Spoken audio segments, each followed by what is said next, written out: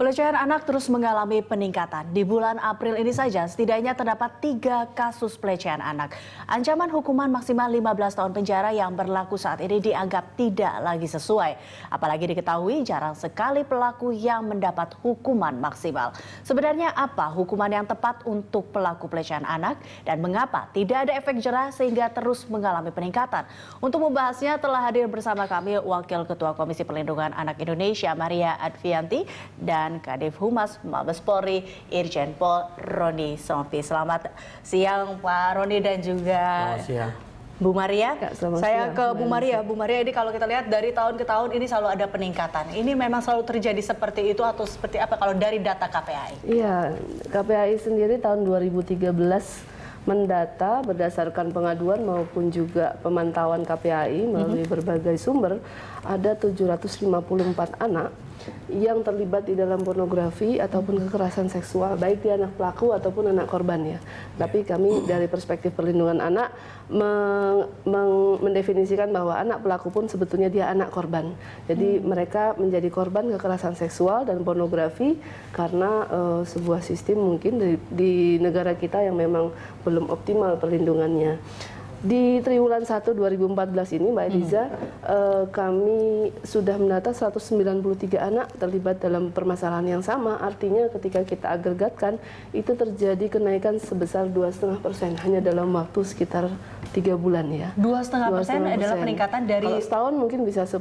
Dan itu adalah untuk awal tahun 2014. Betul, jadi kami menganggap bahwa memang sudah masalah kekerasan seksual pada anak ini sudah darurat ya. Coba kita mungkin senang ya kalau misalnya ekonomi kita meningkat 6%, 7% per tahun. Tapi ini masalahnya berbeda. Ketika 10% per tahun ini adalah sebuah keadaan yang darurat begitu. Berarti kan tadi ini ada peningkatan terus. Nah itu dari KPAI. Kalau dari Mabes Polri sendiri Pak Roni, apakah juga mendapatkan hasil yang sama atau angka yang sama mengenai masalah pelecehan anak ini juga? Ya, sebagaimana tadi disampaikan Bu Maria, memang tidak semua persoalan-persoalan yang berkaitan kasus-kasus tentang anak ini masuk atau dilaporkan ke kepolisian. Ada yang karena keluarganya malu sehingga mereka ya tidak melaporkan. Nah, namun demikian semua yang dilaporkan ke kepolisian tentu kita berusaha untuk mengungkap kasus ini. Kemudian lebih dari itu kita melihat dan kita evaluasi tentu dukungan dari KPAI bagaimana kita melakukan upaya pencegahan agar angka ini tidak makin meningkat, tapi wawasan berpikir dan orang tua terutama pihak sekolah dan juga seluruh stakeholder yang bisa terkait itu bisa berupaya kita mencegah ya. Oke, berarti kan kasus-kasus pencegahan. Nah tadi juga maksudnya ada juga kalau dari Bu Maria mengatakan ada sistem yang salah di sini sehingga kasus ini selalu saja meningkat. Nah sistem yang dimaksud itu apanya sih sebenarnya sehingga angka itu semakin bertingkat? Iya. Betul Pak, menyambung Pak Roni juga ya, sebetulnya pencegahan itu kata kuncinya. Karena kita sebenarnya tidak ingin anak menjadi korban. Ketika sistem perlindungan anak ini lebih berorientasi kepada tingkat preventif atau pencegahan, itu kan otomatis akan menurunkan kalau dari data gitu kasus-kasus ya. Tapi yang penting lagi adalah menjamin perlindungan anak yang lebih baik.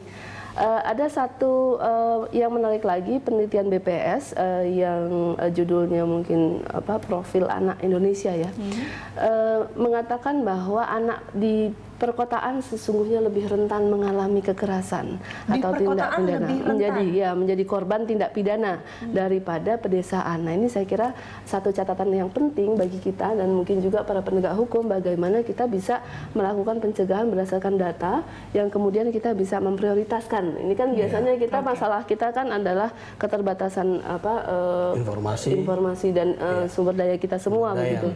Nah kita harus bisa melakukan pemetaan dan prioritas begitu. Nah ini saya tertarik dengan kata dengan pencegahan dan ini kan juga harus ada peran orang tua. Tapi dari kasus yang kemarin didapat yang di Surabaya ya Pak Rodi terkait dengan pedofilia internasional terkait dia Bapak Chandra.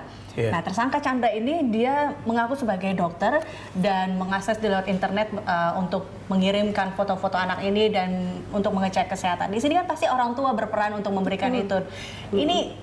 Ini juga sulit untuk ditelusuri. Jadi, seperti apa sebenarnya? Tadi kita lihatkan bahwa orang tua juga perlu berperan ketika kita ingin mencerdaskan anak kita untuk paham tentang IT, ternyata ada orang-orang tertentu yang ingin mengeksploitasi untuk mencari keuntungan seperti yang di Surabaya. Oleh karena itu, bagaimana anak-anak ini juga dibimbing, diawasi, tentu dengan kasih sayang ya, sehingga mereka, terutama orang tua, bisa tahu anak-anak ini sedang melakukan apa dia, sedang belajar dengan IT-nya, ataukah dia sedang dibujuk rayu, dibohongi, ya seperti yang dilakukan oleh TAG yang di Surabaya tadi.